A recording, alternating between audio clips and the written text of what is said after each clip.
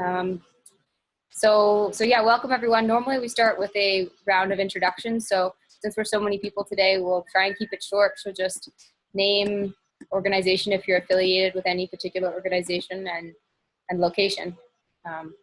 So Oliver, I don't know if you and Bremley want to start. So I'm here with my new colleague Bremley, and we're working on his company Worldview Impact. So Bremley has a family farm in Meghalaya, India, and he's reforested an area that was heavily degraded by deforestation, and he's now growing a polyculture of pineapples, rubber trees, and ginger.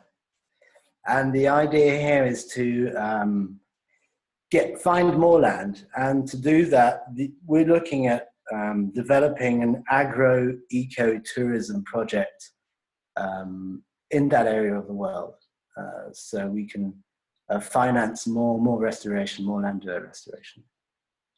So basically, my part of India, in the northeast of India, the land doesn't belong to the government of India. It belongs to the tribal people, like my tribe, the Khasi tribe, where we are matrilineal and matriarchal. So the name and the lineage come from the mother's side.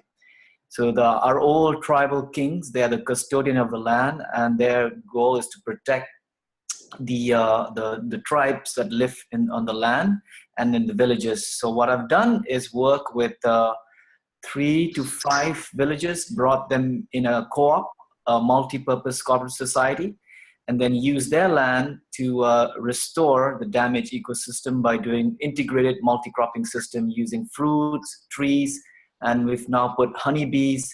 And the next project is to create an eco-village project whereby we can create huts so that agricultural tourists can come from different parts of India or the world, work with us in the farm, and then move on to go and see the tigers and the single-horn rhino and so on. But they will get a certificate that they have harvested pineapples, tapped the honey, worked on the project side, built something with us, and get certified. So that's called agricultural tourism. And thereby they will learn the culture of the people, they will learn the food, the traditions, and then continue on their journeys. So this is a model, and if it works, we want to scale it up in different communities in the mountains, Midlands, and lowlands, and different ecosystems around the northeast of India, where we have like 300 different indigenous tribes living in 7 provinces. So yeah, it's a model. That's really cool, Bremley. I'll have to connect you after this call with one of my colleagues here in Mexico who's working on ag-based ecotourism. But yeah, thanks for sharing. That's really amazing work. And Marilyn and Chris, do you guys want to go next? It's kind of fitting, seeing that you work in India as well. Sure. This is my beautiful wife, Marilyn, and I'm Chris. We co-founded the Hummingbird Project. We're based in Cleveland, Ohio, but we work in India and also East Africa with communities, talking about how to cultivate a healthy soil and transition from chemical to organic, and implementing sustainability initiatives. And in Cleveland, we do the Cleveland Seed Bank. And yeah, we'd love to talk more about your site in India. Yeah, so definitely. That's what we do. Thanks, you guys. Dan? I'm kind of just going down my screen here in order, so if you're wondering why I'm picking out you guys. Order of who showed up? No. My name is Dan Kittredge. I'm from Massachusetts. I'm a farmer. We just got done picking a bunch of greens this morning. I also run a nonprofit called the Bionutrient Food Association. It's an organization that's focused on increasing quality in the food supply. By quality, we refer to nutrition and flavor and aroma, health-giving attributes. We work primarily, only in North America at this point, giving courses to growers, East Coast, West Coast, in the midsections up in Canada. And you can check out our website if you want. It's bionutrient.org. I think the one thing I wanted to discuss here is one of our projects, which is working on the capacity to discern what quality is empirically, metrics, databases, correlations with management practices and carbon sequestration and the microbiome. We're working with a company in California. I'll be out there next week. That's developing a handheld gizmo, basically, that'll be able to test crop quality, both nutritionally and from a toxicological standpoint. So envision something the size of a smartphone that cost a couple $100. You can flash a light out of it and it'll tell you how nutritious your papayas are, or how much glyphosate is in your wheat, or anything in between. But our objective is not to make the tools and sell the tools and make the money, but to collaboratively establish a database where we can assess what quality is and what quality is not, and what causes it, and what the correlations are from the farmer's standpoint, so we can really support growers in best practices of biological management. The meta idea is that if we can give the consumer the ability to test quality and they can choose which crops are most nutritious for themselves, then we have an economic driver that incentivizes the whole supply chain to apply more biological practices. I mean, agroecological ideally, but it's a continuum, and let the data speak for what works best and what doesn't work. And so we're looking for collaboration. Anybody who wants to contact me offline or discuss it later. There seems to be a lot of pieces coming together right now, and just want to reach out. Nice. Thanks, Dan. We're really happy you could join today and bring in the health perspective. Judy and I were talking about how that's one aspect of these calls that's kind of been missing, is really the health movement. And also the food movement is massive if we organize it. Yeah, absolutely. And so one of the things that I'd love to connect, just a short side note, connect with you about is what these tools you're talking about, because the OCA is building a people's lab where they're going to be testing the quality of foods as well. So I'm sure there's some synergies and we could collaborate. They're working with the People's Lab. Yes, I know. We should check. We should talk. Okay. Yeah. Sounds good. Storm. Yeah. Storm, you're next. Yeah, hi. Storm Cunningham. I'm down in Washington, D.C., or up, depending on where you are. And I author of The Restoration Economy. It came out back in 2002. And the second book was Rewealth. Came out in 2008 from McGraw-Hill. And working on my third book called Revitalizing Careers. And I publish Revitalization News at revitalizationnews.com, which covers news of urban and rural and agricultural regeneration and ecological restoration from all over the world. And I do economic resilience planning and workshops for communities all over the world. And that's pretty much it. Thanks, Storm. That's a lot of ground to cover. Camilla? Oh, you're on mute, Camilla. Unmute. Hello. Hello. I'm Camilla Beckett, and I'm a filmmaker. Currently working, we do a bunch of environmental films. We've done a bunch of environmental films, and currently we're working on a biopic about Vandana Shiva, which we've been working on for nearly 3 years. So we've been to India a bunch. We know a lot of the people already on this call, meeting them in Paris, meeting them in India. And so our sort of a game plan for the film is to hopefully finish it this year, and give it to you guys to use for outreach and education. So my agenda, I guess, with becoming involved with these calls is to meet people who might be interested in our project, to network, to find a way to message it appropriately, all of that kind of stuff. And of course, to support all the work that you guys are doing on the ground.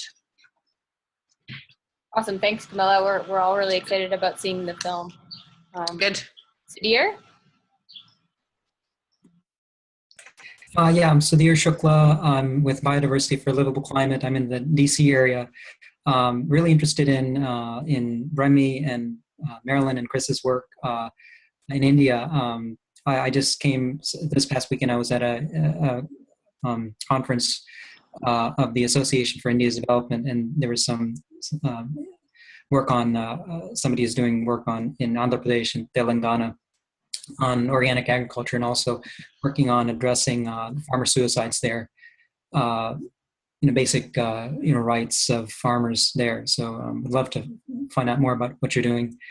And also, if there's time, I'd love to briefly talk about the Grassfed Exchange Conference that I attended in April, which I guess I should have talked about in the last video, but yeah. Sure. Okay. I've got a running list of themes to potentially touch on when we get to the discussion part of the call. So I've added it there. Thanks, Sudhir. Melinda? You're on mute. You're muted.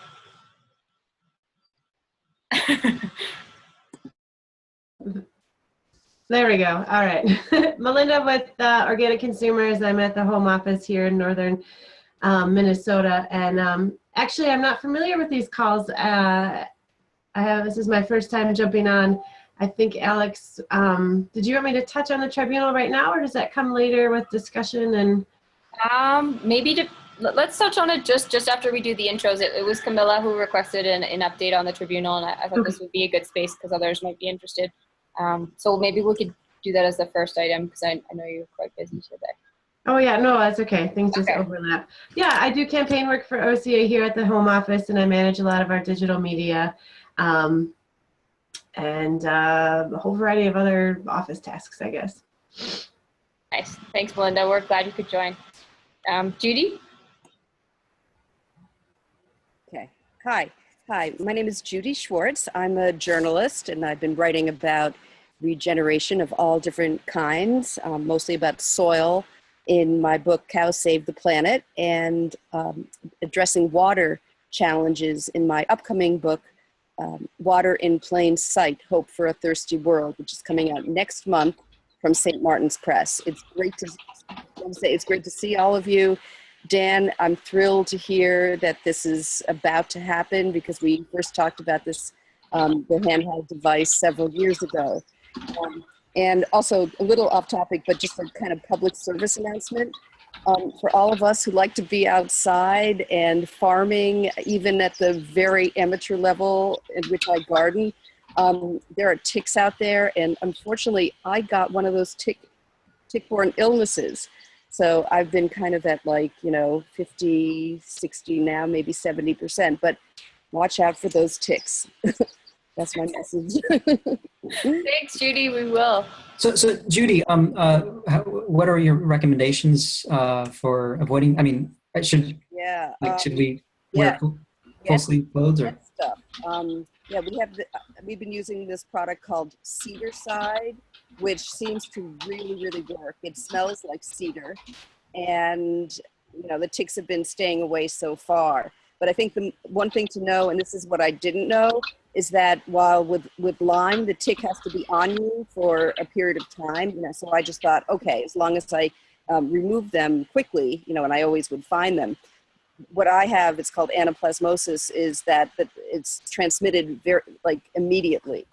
So you don't have that luxury of kind of checking yourself at the end of the day. So. But definitely there are products out there that I would recommend, and I really do like the Cedar Side one. Maybe you could put a link in the chat for those who are concerned about. I'll work on that. Okay. Cool. Thanks, Judy. Got me all nervous. Sally, we're so happy you could join, Sally. Finally, great to connect. It's great to be here. Hi, Judy. I live in Vermont, about 20 miles away from where Judy lives, and she changed my life with Cows Save the Planet. When I read her book, I just got it about soils, and Judy helped me get onto the Soil Age chat group, which has just been an amazing education for me. I'm a farmer, a sheep farmer, and my sheep partner, Jesse McDougall, has introduced a regenerative ag bill in the Vermont Senate, and it got tabled, maybe I should say, last year, but it's going to come back up in a better form this year. So we're going to try to promote regenerative agriculture as a like a organic standard, but it'll be a regen ag standard. I work with Iroquois Valley Farms, which is a organic farmland access program. It's like an investment company that invests in land for organic farmers and then leases it to the organic farmers. And I'm also on the board now of Soil for Climate, not the board, but the advisory board. So, and I have 88 beautiful sheep with my friend Jesse. Oh, that's amazing, Sally. Jesse's been on some of these calls before as well, and that's great. Oh, that's good. So Good. glad. And what I hope is just the same as some of these other guys, just, networking and figuring out how we can promote more regenerative ag everywhere. Yeah, likewise. So Randy, here are. Hi, my name is Randy Fiat. I work in Chicago, or I'm based in Chicago, I should say. I'm part of the Carbon Underground. It's a nonprofit organization whose Hey, Randy, you seem to. business. Hey, there, you're back. Yep. You cut out for a second, but you seem to be back now. Did my mic go out? Yeah, but it's You heard working. it? Working. Okay. So I work with the Carbon Underground, and our mission is to singly focus on reversing climate change through carbon sequestration using regenerative agriculture. And I have many initiatives and interests I'd love to share with you all, but I'll stop right there. I put a link in the Google Doc to our website, and I know many of you through your work, your name, and the great work you're doing. Thank you. Thanks, Randy. So I'm Alex, and I'm working with RI, and I'm really stoked to be doing these calls because it's so awesome to connect with everyone and learn about your work. I wish we had more time, but I know everybody's schedules are super busy. But it's just great to get updates. And on a personal note, I'm working on my first regenerative wool headband. I'm knitting. And we've planted cover crops in our tiny urban garden, and we're using green mulch in our extremely small, like 5 centimeter or 5-inch space that we grow food. So that's my personal life update. And apologies for all the dog background noise. In Mexico, there's a lot of roof dogs. And so they obviously don't like being on the roof, so they bark a lot. But anyway, yeah, so glad you guys could all join. Some of the common themes that I identified from the sign-up sheet, movement building and knowledge sharing, so bringing more people into the movement, publicizing success stories, getting young people involved, farmers, marginalized groups, and remote communities. Another special request was an update on the Monsanto Tribunal. I'm thinking we can start with that. But other things that also, just to quickly run through this list that I have, I'd love to cover the health side of regenerative ag, so some of the things that Dan works on, and maybe metrics and databases. And then finally, Sudhir wanted to talk about the Grassfed Exchange Conference. I don't know if there's any other pressing issues that people wanted to cover today that weren't mentioned. We have about 35 minutes left. So is there anything else I should put on the agenda? Or we could leave some time to kind of see where the conversation goes. Well, from last time, there was a question about the French 4 meal, 4 for 1,000. And I found out about that, so it's just gonna be really quick. Yeah, do you wanna go ahead? Oh, sure. Yeah, so there was a question about, so the 4 for 1,000 initiative, France's 4 for 1,000 initiative, it's about increasing soil carbon in the world's soils by 0.4% each year. And that's soil carbon rather than organic matter.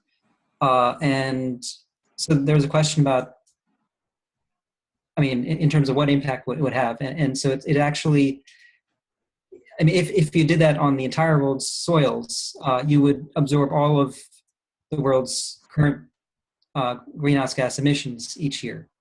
So it would doing that would get us to not increasing any, the carbon in the atmosphere, although it wouldn't take any out by itself. Okay, so really the critical thing is to couple it with emissions reduction. Mm-hmm. Okay, thanks for following up on that, Sudhir. Sure. Do you want to just go ahead and talk about the Grassfed Exchange Conference while you got the floor? So it was in Georgia. It was at White Oak Pastures. And so it's about, it's a pretty large establishment. We visited White Oak Pastures for the first day. And so they have about 2,500 acres. And I think they have complete, all basically animals you could possibly imagine: cows, goats, sheep, chickens, broilers and hen layers, turkeys. So I think at any one time they have about 100,000 animals feeding on there at total. So they get about 80% of their revenue from wholesale to places like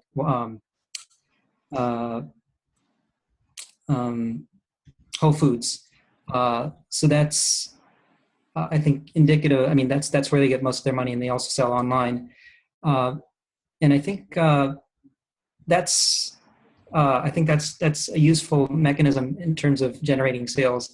Rid Shin is trying to aggregate in Massachusetts. He's trying to aggregate grass-fed beef growers to sell wholesale there, and I think that's probably the best way to go in terms of getting a good price and being able to sell. That's a guaranteed amount of beef rather than person to person. But interestingly, so Dr. Alan Williams, he's one of the soil carbon cowboys. He was there, and so he was saying that they took land in northern Mississippi that was degraded by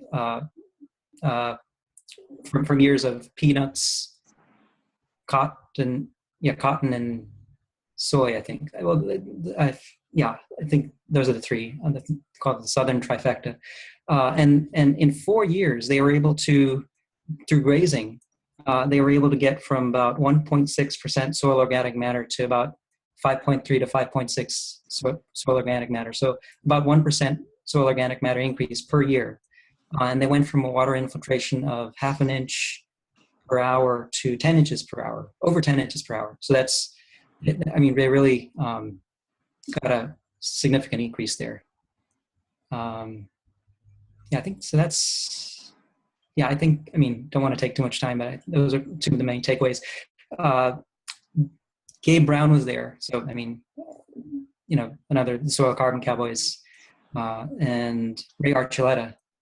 And interestingly, so Ray, he mentioned Michael Krapchik's book, The New Water Paradigm, which I think Judy's book, I mean, talks about a similar idea about restoring water cycles to modulate temperatures in the near term through, increasing hydration or increasing vegetation, reversing desertification, and holding water on land, which will also do carbon sequestration in more plants you can get. But yeah, I think that's, I'll move on. I guess we can move on to the next person. No, that's so interesting, Sudhir. At Storm, I feel like this would be a really good case study for you to document on revitalization news. You're on mute. It's tricky. Everyone always forgets. So you can mute us, but you can't unmute us, huh? Oh, I can. Yeah, actually, I can actually do that. But I don't want to force you to speak. I think you already did. Well, yeah, that's basically why I'm here, is to listen to all your great stories. And, as a publisher and an author, I'm content starved. So if anybody's got some great stories of anything from agricultural to ecological to community regeneration, I'm always looking for either recent successes or exciting new ideas that are just being launched. Oh, by the way, I should mention, since we've got all these Vermonters on the call, I used to live in Putney many, many moons ago. And I think it was the March 1st issue of Revitalization News, the cover story was on Studio Hill and Jesse's farm. Nice. We've got a lot of Vermonters on the call. There's a strong regeneration movement in Vermont. Mm-hmm. Have you guys heard of Regeneration Vermont? No. So you should check it out. Will Allen from Cedar Circle Farm and Kate have started this organization called Regenerate Vermont. So it would be a good group to engage with if you're not already. I was nodding my head. You said Will, and I was thinking Will Rapp, who I knew a long time ago up there. The guy behind Gardner's, was it Gardner Supply is the name of this company up in Burlington? Yeah, we just saw Will down in Costa Rica this spring. Had a good visit with him. Yeah. Well, lots of Wills. So I don't know, quickly, do you want to do a Monsanto Tribunal update from Melinda? I know Camilla, you are interested in that, and maybe Marilyn as well. Could I just Am I on mute? Oliver, do you want to go? Yes, yeah. Sure. Yeah, Storm, Judith, Sudhir, and you, Alex, because you mentioned you wanted to talk about COP22. 4 per 1,000. The presidency is going to go to the Moroccan government after COP22. And what's important to know is that the primary exports of Morocco is phosphates. Wow. So this is something that, we have to look at very closely. I'd love to have a dedicated call about COP22 if people are interested. Maybe raise your hand. Who's interested in a dedicated call? Okay, wait. I don't know what this hand raising idea. Is that nearly everyone except for everyone but me and Melinda, I think. everyone but Dan and Melinda. Okay, that I can handle. So I got important things to do. I'll send everybody an email about a dedicated call for COP22 because there's a lot to talk about. I've just been digging into research about it, and I was talking to someone recently from the BioVision Foundation who seemed to think that Morocco is not terribly interested in having ag on the agenda at the COP this year. So let's talk about this further and connect in another call. Yeah, I mean, and regarding Morocco and phosphate, I think they have like 65 to 75% of the world's phosphate reserves. Yes, yeah. I think the point on phosphate, as I understand it, is there's this whole talk about peak phosphate is that it's only the reserves that they have are at concentration levels that are high enough to make it economically viable for conventional ag. There's plenty of phosphorus on the planet. It's just not in concentrations that make it economically viable for soluble fertilizers. That's a tangential topic.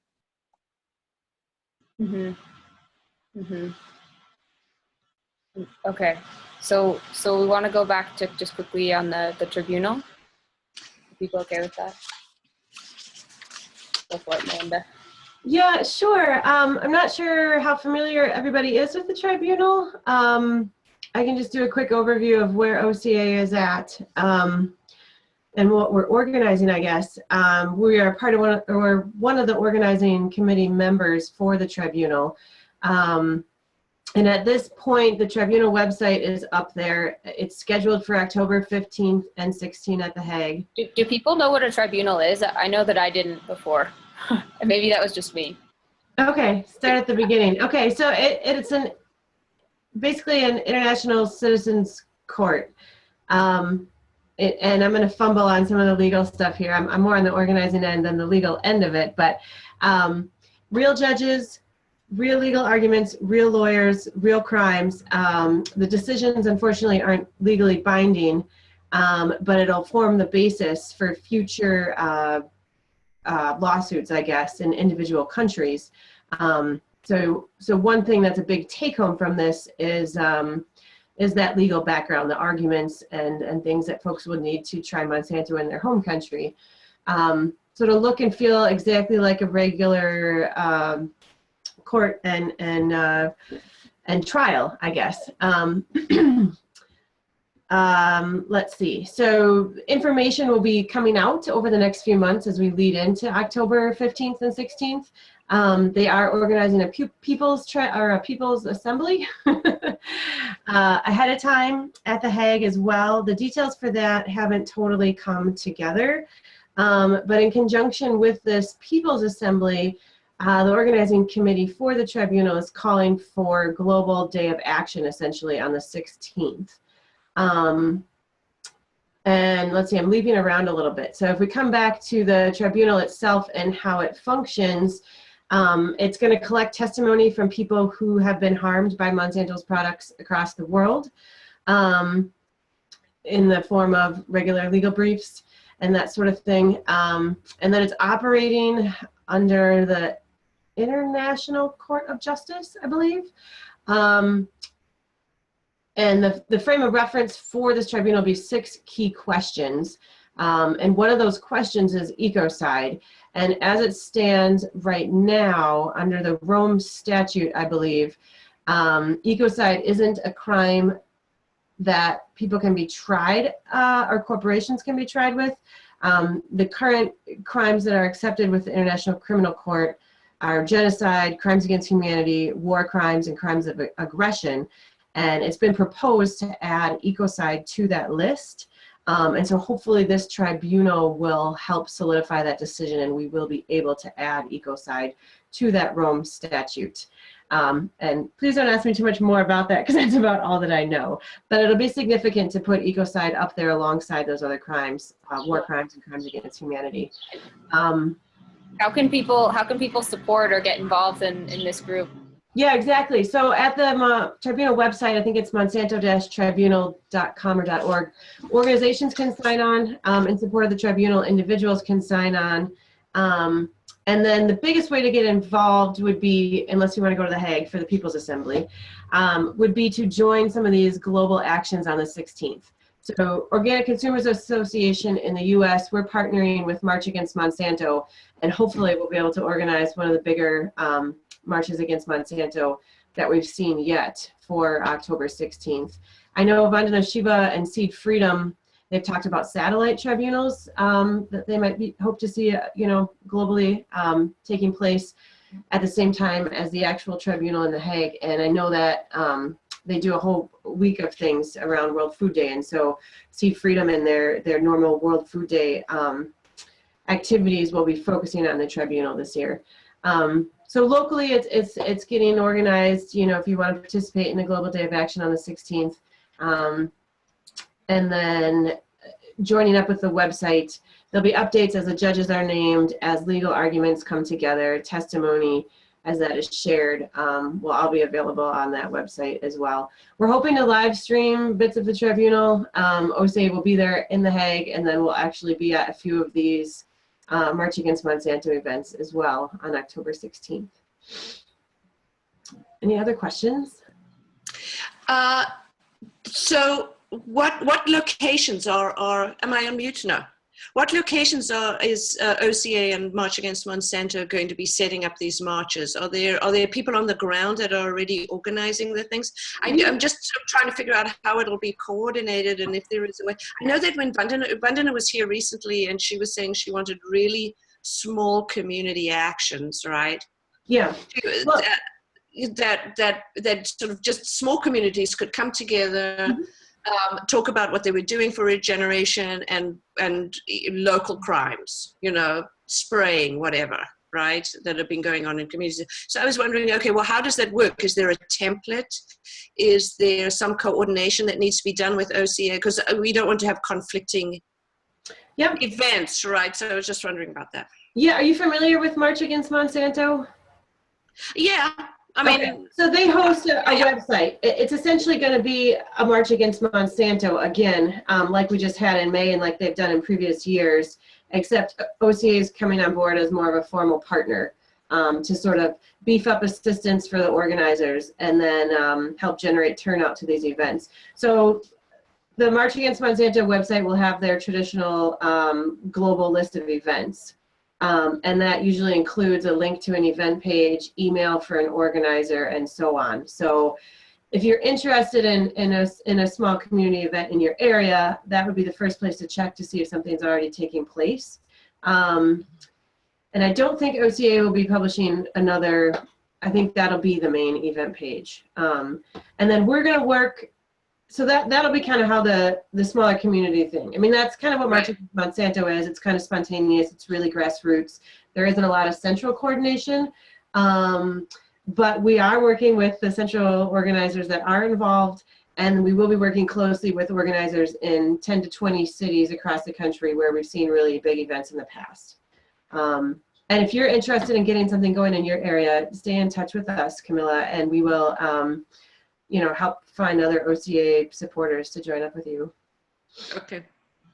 Yeah, nice. I think if anyone's interested in getting involved in the tribunal, maybe they could reach out to Melinda. Her contact is in the sign-up sheet, and so after this call, you could connect. Okay. Definitely. Interested in getting more involved. Okay. Yeah, I actually, another question around that is, in terms of the sort of messaging out about it, if there are satellite events and organizations that want to get involved with getting a really strong message out about the tribunal that's coming up. Are there sort of best practices? How do we support the whole central tribunal that's going on in The Hague in terms of getting publicity for it? Maybe just because we don't have much time left, we only have about 15 minutes. Perhaps you guys could connect about that by email. Sure. I'm not sure if others wanted to talk about any other kind of topics today. Sure. It's a little bit Sure. on this. Okay. Yep, that'd be great. That sounds good. Thanks to you both. Thanks, Melinda. Yep, thanks, Alex. Thanks, Camilla. You're welcome. Thanks so much for the update. So I'm not sure where you guys want to shift to next. There was a few other things that I'd identified as kind of common topics that people wanted to talk about, but I kind of figure in the past we've just kind of opened up the floor. Oliver, I see you raising your hand. Go for it. Yes, labeling organic 3.0. So you have fair trade labeling. Now the iPhone have come up with this organic 3.0 labeling, and so I wanted to know if anybody here knew anything about that. Just labeling that certifies that your product is triple bottom line. I haven't followed up with IFOAM about that recently, but Arcelia might be someone that you can connect with about organic 3.0 labeling, or perhaps someone from the IFOAM team. Maybe I'll try and get them on one of these calls so that we can talk about labeling. So organic 3.0, is that does that mean triple bottom line, the 3.0? Or yeah. It doesn't mean triple bottom line, but that's what it basically boils down to, yes. What is triple bottom line? It's economic, environmental, and social impact. So iPhone's created this kind of organic 3.0, so it's almost like beyond organic. I'm going to send you a link to their website. It's essentially regenerative, so it's going beyond standards, and it's just kind of empowering small farmers, and it's, yeah. So I'll send it to you so you guys can read up about it if you're interested. I actually, and in fact, Alex, I'll send it to you. We've been talking about it, but we filmed a conference at the Natural Products Expo where they were presenting it. So I've got Andre talking about it, and very cool. That would be interesting. We should post that to our YouTube channel. Yeah, and other guys from iFirm. There was a bunch of people speaking. And Alex. Yes, Sudhir? Oh yeah. If you could send information about organic 3.0 to me, that'd be great too. I just sent it in the chat here, and I've also posted it in the notes. Yeah. Are you able to see those? Let me. Participants? Yeah. Okay, cool. Is there anything else anybody wanted to cover today? Well, I did. I was recently at a seminar on organic lawn care and the potential there. So, I can go now, or if somebody else has something they can. Okay, basically, so it was this Paul Tukey at Glenstone Organic Lawn Center in Potomac, Maryland. So it was really surprising the results he was getting. So there's some potential here because the area of lawns in the U.S. is about more than the total crop area of the 8 largest crops. At least, I think that's those are the numbers. So more than all the 8 largest crops combined. So more than soy and corn. Wow. I think so. So there's a lot of potential there. And so Paul Tukey was saying that basically, it seemed, I have to go back at my notes and see if I can get the slides, but it seemed like, he was doing the obvious things of, no chemical fertilizers, putting the grass clippings back in rather than bagging them. The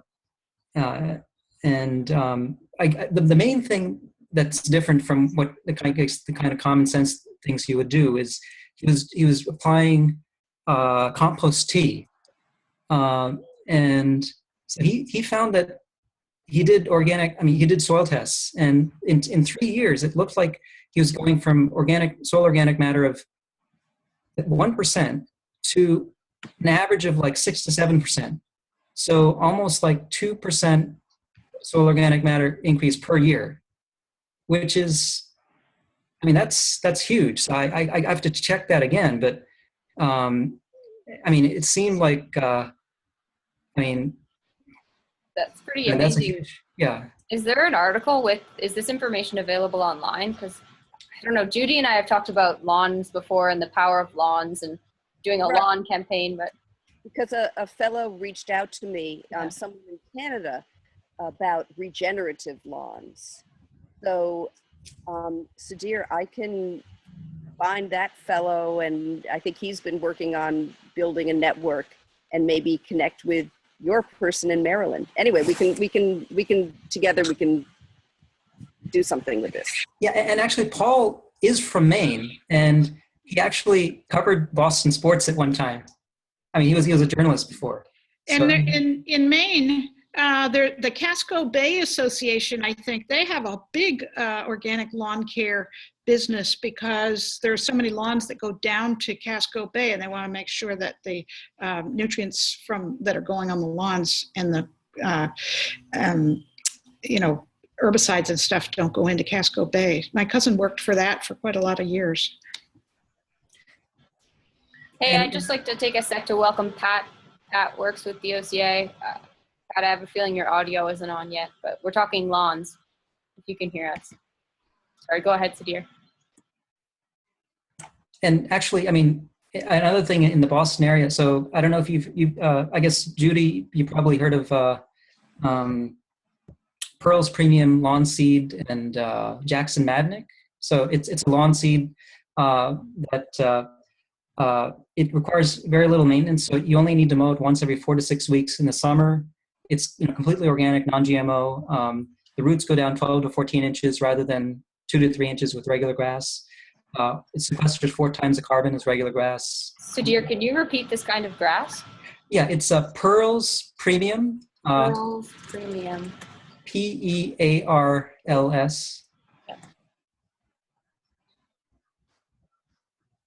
And it sequesters more carbon. Sorry, carry on. So it sequesters 2 tons of CO2 per acre compared to half a ton per acre with regular grass, mainly because the roots go down 12 to 14 inches compared to 2 to 3 inches with regular grass. And because you only need to mow it once every 4 to 6 weeks, there's the cost savings benefit in there. So Jackson Madnick, who's the founder and owner, he's thinking of introducing it for the San Diego school system. They're having budget problems, and they're thinking of laying off the teachers. But his idea is lay off the grass, not the teachers. So he figures that I think he could save them $1 million a year in lawn maintenance costs by installing his grass. What about water? Oh yeah, only requires a quart of the water as regular grass. Again, because the roots go down so deep. So it does much better in dry areas. So it would be good for California, for example. Mm-hmm. I feel like there's huge potential in this lawn idea. Yeah, I love that. Can you imagine if everyone grew a food forest or used this different type of grass on their lawn? It would have so much impact. If there's 8 times as much lawn space what was the stat, Sudhir? Yeah, I'd like to get the exact stats about how much is lawn and how much is. Yeah, I have to go back, but I think it's that there's more total lawn area than the 8 largest crops combined, or the area of the 8 largest crops combined. Let's collect these stats. What's the reference on that, though? Where did we get that number? I have to check where I got it from. Yeah. If it's easy, I can Google. Yeah, or we can connect off after the call about this, and Sudhir could send us those links or put them in the notes, actually, in the Google Doc that I circulated. I'm just noticing that we only have 8 minutes left. Is there anybody else who wants to raise their hand and bring any topics up for the last call or so? Nothing? Oh, well, okay, sorry. Since we're talking about water, Ollie and I are actually working on a project to look at the mountains in the Himalayas where the glaciers melt and all the trash that is contaminating our waters and streams that are like our veins and arteries that lead to the ocean, which is the heart. So, water is very precious, and if restoration needs to happen and regeneration, it has to happen inland before it hits the sea where all the plastics and all the trash is going out. So we're trying to design something that goes from the highlands and the mountains to restoring ecosystems before it hits the sea.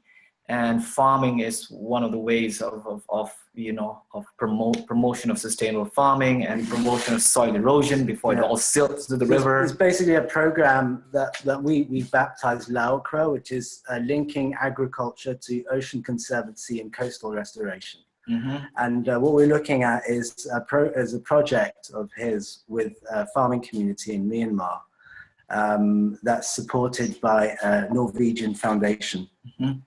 And it's to restore mangroves. Mangroves. So I don't know how many thousands of hectares of mangroves, but it's quite a lot of mangrove to restore. The idea here is to restore mangroves and have a bunch of agroforestry projects that form a nice thick buffer, buffer around of regen produce that we can grow around that. And what we want to do, and so we're drafting up stuff for COP22, where we want to introduce the notion of blue carbon to on the 4P1000 program, and we also want to introduce that to the Land Degradation Neutrality Fund and see where the opportunities are to foster investments on that. And so there's a bunch of stuff we're looking at. There's huge opportunities there. Just open for business because it's been a military dictatorship ruling that country for 50 years. Now Aung San Suu Kyi is in power, or at least a government is, and I've been working in that country for the last 3 years with farmers in the mountains and with fishermen folks in the coastal areas. Yeah. So we're going to get her to sign on to the 4P1000. We're going to get her support at COP22, hopefully. Yeah. But Myanmar needs a lot of help, and they are trying their best to restore. But it's a beautiful country with the glaciers up in the mountains near the Chinese border. We're up to 2,500 miles of coastline, pristine, untouched coastlines. But so we want to engage in that country, the kind of sustainable development that is good for the country, not disturbing like the ones in Thai. The kind of tourism that should come in should also be sustainable. Agro-ecotourism. Exactly. To fund communities, projects, and land restoration. Yeah, it shouldn't be the unsustainable development kind of approach that happens in Africa, where they just jump and destroy the ecosystem, and before it's too late, it's gone. It takes millions and billions of dollars to restore. So that country needs a lot of focus, and it's a strategic nation for the United States, China, and India. Everyone wants to go to Myanmar, but it could be set a model for the whole of Asia, ASEAN. The whole of the world. Yeah, as a matter of fact, Obama just set up US ASEAN Connect.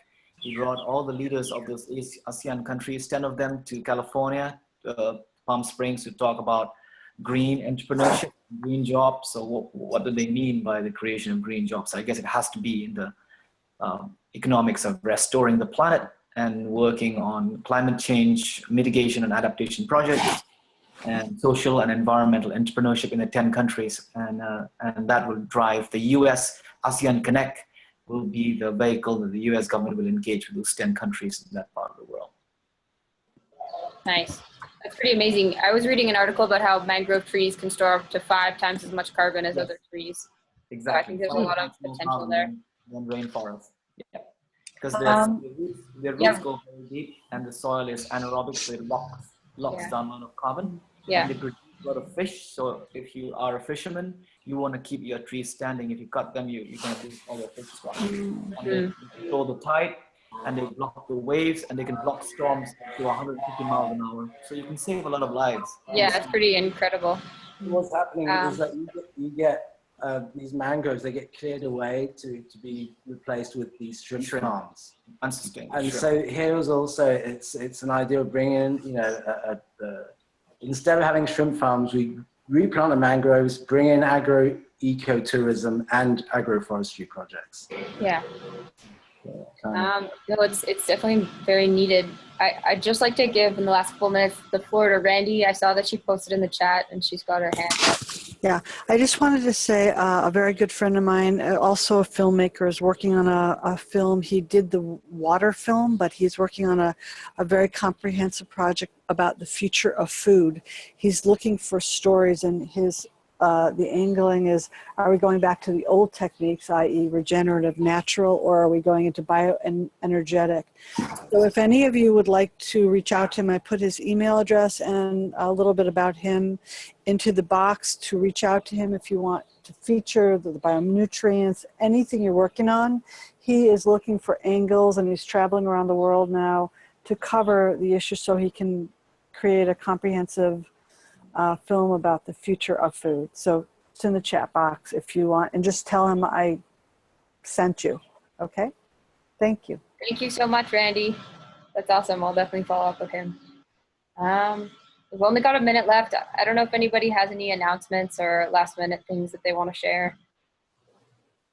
I guess one kind of question.